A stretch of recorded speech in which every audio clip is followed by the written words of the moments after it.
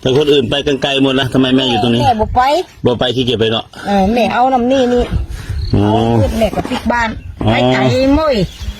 ไอ้นั่นมันก็เหมือนกันเอาเนี่ยก็เหมือนกันเอานี่ก็มีมันอยู่ตามซอกเนาะมันอยู่ที่นี่ค้ำน่ะเขาเห็นหน้าคุณที่เอาที่นี่เอาเราก็ไปหึงปูนลงน้ำปูนอ่ะมันอยู่ที่นี่ค้ำน่ะ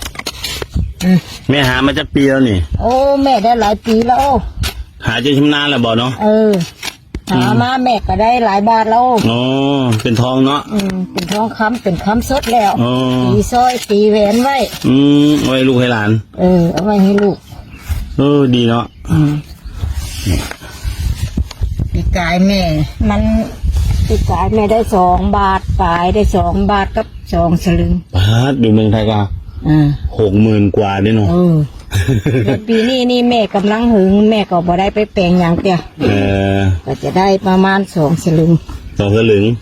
อันนี้เพิ่งเฮ็ดเนาะเขาเฮ็ดเอาแล้วเฮ็ดถึงเดือนไหนนี่แม่กำลังหาเฮ็ดเดือนนี่มานี่เดือน5เนาะเดือนนี้เป็นเดือน5นี่ได้เช้าไปวันนี้ก็ยังบ่ได้นั่นแต่นั่นก็ได้แล้วแหวนวงหนึ่งวงหนึ่งก็สลึงไปแปลงแหวนไว้ไปตีอยู่บนคนตื่นคนละเป็นคนตื่นนู่นเนาะทีนี่แม่ขายไป2 สลึงไปขายผัวพอเท่าแม่บ่มีสตังค์อ่ะ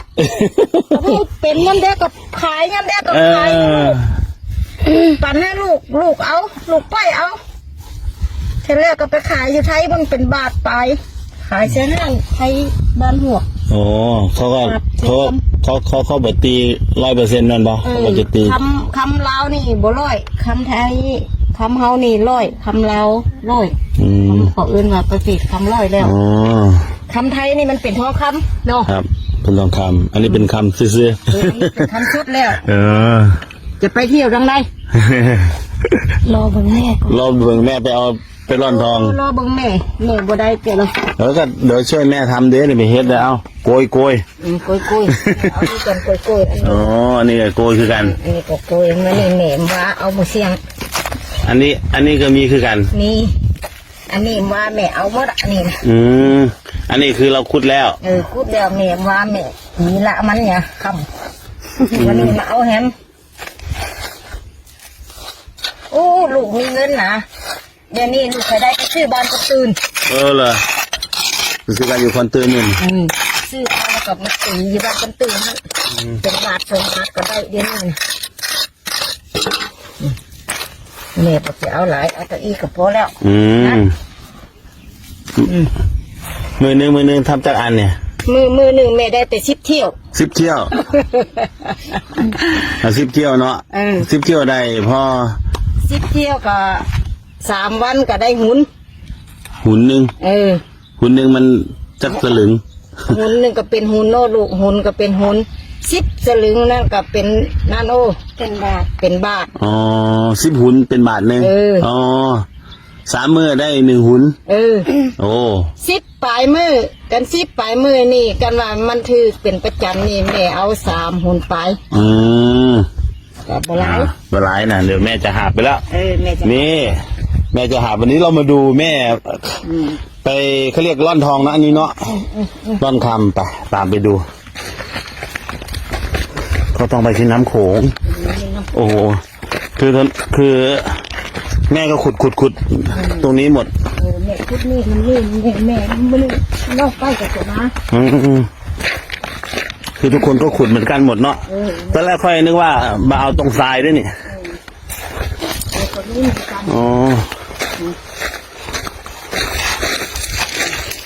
นี่หาเงินหาคำ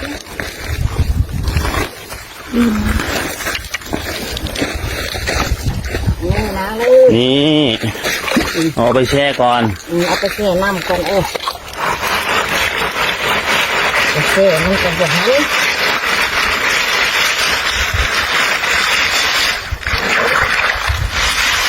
วันนึงทำแบบนี้10 เที่ยวเลยจะเอาแต่10 เที่ยวพอ10 เที่ยวพอตายนั้นไปก็เอาแล้ว10 เที่ยวก็โดนอยู่เนาะ10 เที่ยวก็ได้หลายอยู่ อ๋ออยู่อย่างนี้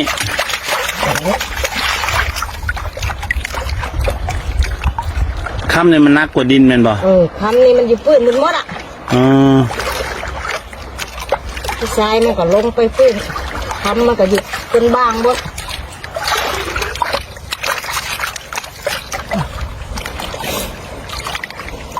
โอ้ตัวนี้เป็นน้ำหมุนด้วยเนี่ยเนาะ เป็นน้ำของด้วย โอ้หมุนด้วยเนี่ย น้ำวันนี้น้ำแห้งนะ อันนี้น้ำแห้งเนาะตัวนี้ก็จะเป็นกากละ ก็นั่นโอ้แม่มาเห็นนี่แม่ได้ตาใหญ่ เลย ปลาไหลน้ำมาคนมาปังหงหลายเนาะบอกขอเอาปลาไหลมาแล้ว เป็นตาเอิญน่ะไหลมาแล้วนั่นน่ะเขาอยู่เขื่อน เคยได้ก้อนใหญ่สุดเท่าไหร่แม่ ถ้าว่ามัน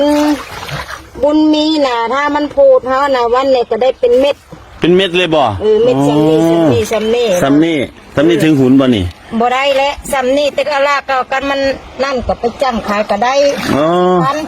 100 บาท 100 บาทอ๋อถ้าเม็ดหนึ่งนี่ เม็ด100 บาท 100 บาท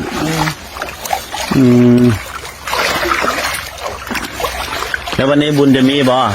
บ่ฮู้แล้ววันนี้ ว้าเดี๋ยวได้ก้อนใหญ่ได้เนี่ย วันนี้แม่จะหมานหรือบ่ หมาน หมานก็ดีโอ้ถ้าหมานก็จะเอาให้ลูกพ่อโอ้น้อถ้าหมานก็จับให้ลูกพ่อดีไอ้นี่อยู่ก้นบ้างมัน โอ้ หาเงินหาคำก็ยากก็บ่มาก็บ่ได้ เวลาเราก็ต้องใช้เงินใช้คำเนาะ ถ้าทำมาวันนี้ก็ได้บ่มาก็บ่ได้ นี่ใครดูตอนนี้ก็อาจจะตาลายเนาะ อันนี้แม่เฮ็ดไปด้วยเบิ่งไปด้วยบ่ เฮ็ดให้เบิ่งอยู่นี่แม่สิเฮ็ดให้ลูกเบิ่ง ไม่ใช่หมายถึงว่าเราก็เบิ่งอยู่ว่ามันมีคำอยู่บ่นี่ เดี๋ยวก็แม่จะเอาให้เบิ่งขอไม่ใส่ลำแล้วแม่จะเห็นแต่พวก ไม่รู้จะมีบุญหรือเปล่าเนอะ มีโซหาเอา โอ้ฮะไปซื้อกระเพงนะคำเดียวนี่นะทำงานก็ไปอยู่เงินก็เขาเดียวกับเขามาเขาเป็นข้าวปลามาเพิ่มใจตุ้มใจดิถ้ามันมีกับมันกำลังใจก็เด้ว่ะมันมีถึงวันดิ แล้วบางวันก็ได้หลายบางวันก็ได้น้อยเนาะ เอาแต่วันว่ะวันได้ก็กันทำงานก็ได้ถึงวัน ถ้าได้หลายกลับเลย ได้หลายกับกลับก็ดีอยู่ก็ดีกลับแล้วถ้าได้หลายเขาก็แห้งคุ้มใจยับยู่ นี่ก็ยังร่อนอีกนานเลยนะนี่เนาะไม่ใช่ธรรมดาด้วยนี่เนาะ เดี๋ยวว่าเฮามาก็ได้ดิกันว่ามันน้ำของแห้งไปหอดบนแม่อยู่นี่เฮาไปเอาบนนั่นมันแห้งมีอันนี้มันเอาบนเก่าเนาะทีนี้ก็เอาบนเดียวมันบ่นี่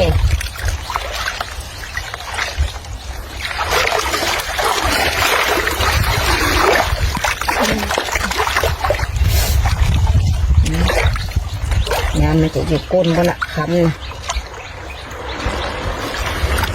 เดี๋ยวเท่าเกี่ยว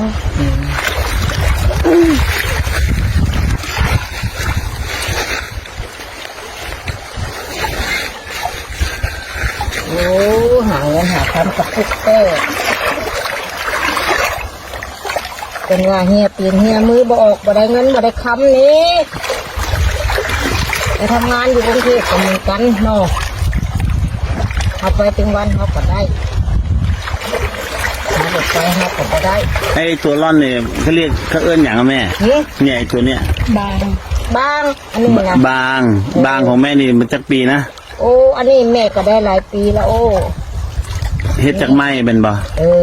มันไม้อันนี้ซื้อเขาหรือว่าเฮ็ดเองพ่อเฮ็ดเอาบ่ได้ซื้อเลยโอ้ถ้าซื้อนี่ตะกี้นี่ซื้อเดือนนี้นั่น 2-3 พันบุญนะบ้าแพงหลายเนาะ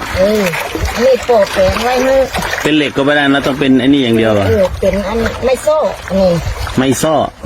ไม่โซ่เอามาแปะมาคนเดียวทำเอาคนเดียวแม่คนเดียวมี 3-4 อันกันให้ลูกเด้กันให้นั่นเด้ อันนี้เทโอแม่บอกขายแล้วอันนี้นะ ของมีมาตั้งโดนแล้วเนาะ อันนี้มันได้หลายบาทแล้วนี่หัวมันเหลือแล้วนี่นะ ค่าหัวเหลือละเก็บไว้เป็นที่ระลึก เดี๋ยววันนี้อาจจะได้อันใหญ่โอ้นั่งไงดำๆอยู่ข้างล่างนั่นบ่ อันดำนี่บ่แม่ เอาบ่แม่น ขึ้นซีไงทำมันยืนพูดด้วยอันนี้จะแกงให้ลูกพออันดำๆนี่ยังมันขี้มันอยู่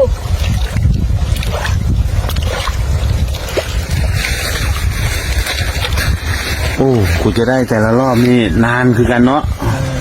โอ้สิบเที่ยวนี่โอ้โหเหนื่อยได้แม่เนาะ บ่ได้ คอยก็นึกว่าแบบสบายได้10 เที่ยว 10 เที่ยวนี่แม่จะเอาแต่ว่า3 เม็ดว่ามันบ่ได้หุนมันเอาได้น้อยหาบ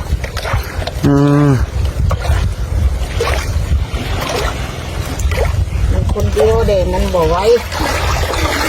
เฮ้ยนั่นแหละเริ่มจะเห็นแล้ว เห็นละคำนะเนี่ยจะให้ลูกพอ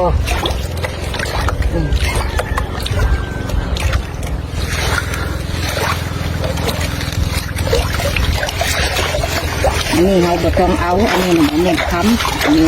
บ่แม่นบ่ อันดำๆนี่เราจะเอาทิ้งก่อนเราจะเอาอันนี้